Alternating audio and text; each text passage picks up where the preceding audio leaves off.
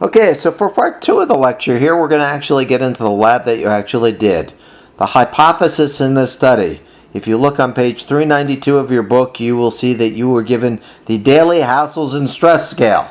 A lot of you reported a lot of daily hassles and stress scale. The other part that you were given, this was a scale originally developed by Holmes and Ray in 1967.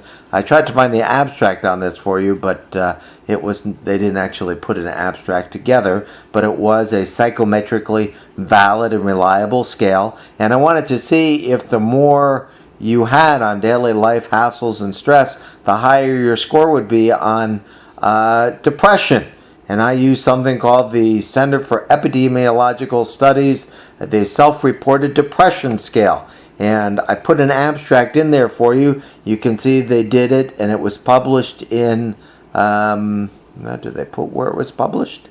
It was a psychometric study. I'll add that in. It's actually not in there right now. But it was published in a psychometric type of journal where you get reliable and valid surveys out there.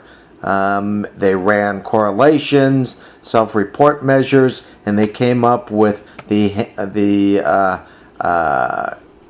clinical epidemiological study on depression here, self-reported depression scale. So the hypothesis with these two continuous variables was we were hoping that there would be correlations, positive correlations amongst these, that the higher you were on stress, the higher you would be on depression. Once again, a t-test wouldn't be run because for a t-test you need a categorical variable. Organized versus random word list was a manipulated variable, and in this case you don't get that.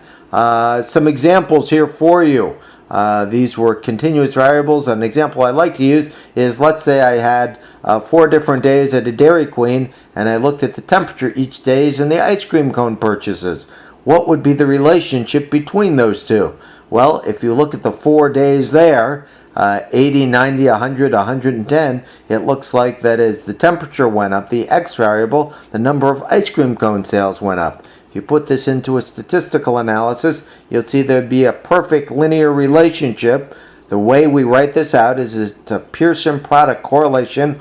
R is the symbol we use, little r, because there are 4 pairs here. For a correlation, we always do n minus 2, so it would be 4 minus 2 here, and the correlation, if you ran this on a program, would be 1, and in this case, very simply, we'd write out this is significant, p less than 0.05. The real-world conclusion, as temperature goes up, so does ice cream cone purchases.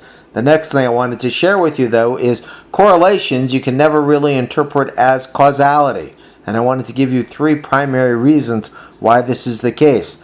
The first reason is something called the directionality problem. And let me give you an example of that. In the directionality problem, we know that people who tend to watch violent TV also tend to commit violent crime. And so you'd like to say that watching violent TV causes violent behavior. But unfortunately, we don't know if A, watching TV causes B, or if people who are violent simply like watching more violent TV. So it's a directionality problem. And that's one reason why correlations cannot be interpreted as causal. A second reason. What if I told you, and it's actually true, that the more churches there are in a given area, the higher the crime rate. If we ran correlations on number of churches per given area and crime rate, we'd actually find a significant positive correlation. But would you like to assert that churches lead to more crime? Of course not. The problem is there's a third variable at work here, and the third variable is the situation of there are a lot of churches in the inner city.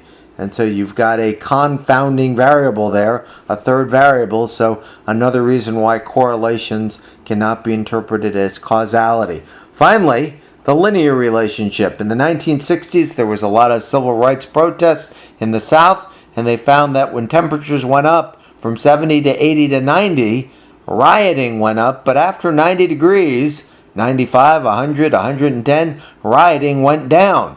So it would actually be a curvilinear relationship, because first it would go up, and then it would go down. If you're measuring a curvilinear relationship, the Pearson product one is not the one to use because it only measures linear relationships. So what I would like you to do here is basically take the data that you ran. You had daily stress and hassles. The prediction was that as those numbers go up, that your depression score would also go up. There's a calculator connection there for you. What you should know, I believe we have about 20 pairs here. The correlation has to be above 0.444 to be significant. If it is, then you can write P less than 0.5, and you can say that as stress went up, so did depression. If it is less than that, if it's not above 0.444, then you write P greater than 0.5, and you say there was no relationship in this study between daily stress, hassles, and mental health.